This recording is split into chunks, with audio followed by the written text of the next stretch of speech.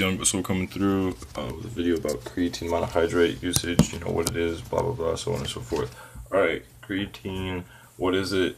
Why are there so many different types of it, so on and so forth. So creatine is simply creatine phosphate. It's a creatine plus a phosphate to make creatine, as we call it. But many types, they just all do different things, broken down in different ways, things added to it, so on and so forth, to do slightly different things. Like monohydrate, might help with water retention and energy, whereas nitrate would create an anabolic environment, like it makes your vessels grow, giving you a good pump, and can help, stimulate muscle growth and recovery. But right, what do I recommend? Creatine monohydrate, I'll tell you why. It's just simple. It's creatine monohydrate. There's a lot of research done on it. It's cheap. Like, I have a 3-month supply. I got it for $12. 57 serves, 5 grams a day. Some people say 10. It just it's up to you when and how much you take, really. But what is creatine? I already said it's creatine plus phosphate to make creatine, as we call it. What does it do? It helps in ATP production. That's adenosine triphosphate. It's the energy molecule your body naturally creates. Along with creatine, your body also naturally creates that. ATP, right? I'll show you in this nice diagram I made for you. ATP. So you have adenosine triphosphate. That's adenosine plus 3 phosphates right here. If you expend an ATP molecule, it creates ADP. What happens is this last phosphate will break off, and in that breaking, it creates energy, and that's what you use while you lift. Again, your body naturally creates this ADP, adenosine diphosphate, the byproduct of that happening. And then along with creatine, what your body also naturally creates, this phosphate breaks off, forms ATP again, recycling it, enabling you to possibly have more energy while you lift. With the energy, you'll be able to get more reps, and what that will do is give you long-term gains, honestly. Like, it's just natural, just creates energy for you.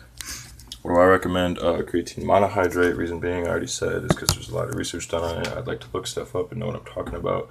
But yeah, it's pretty simple.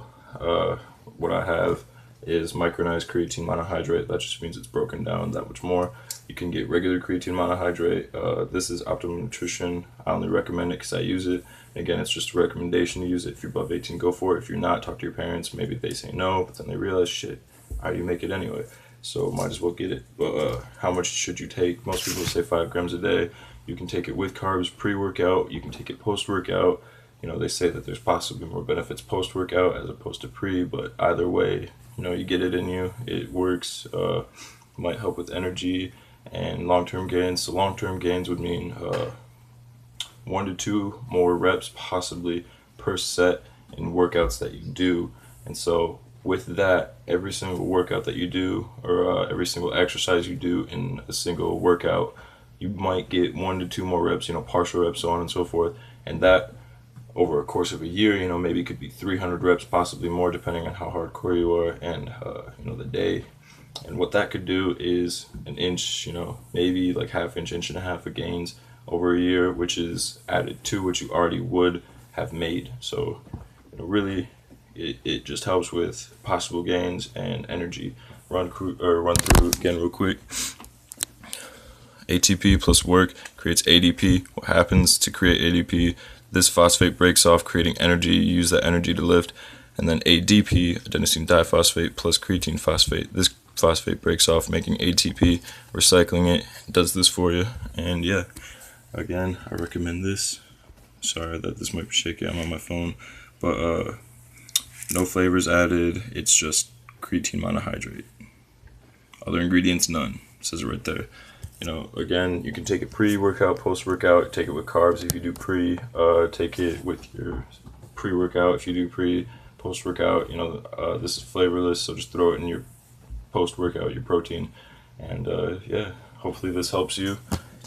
And peace.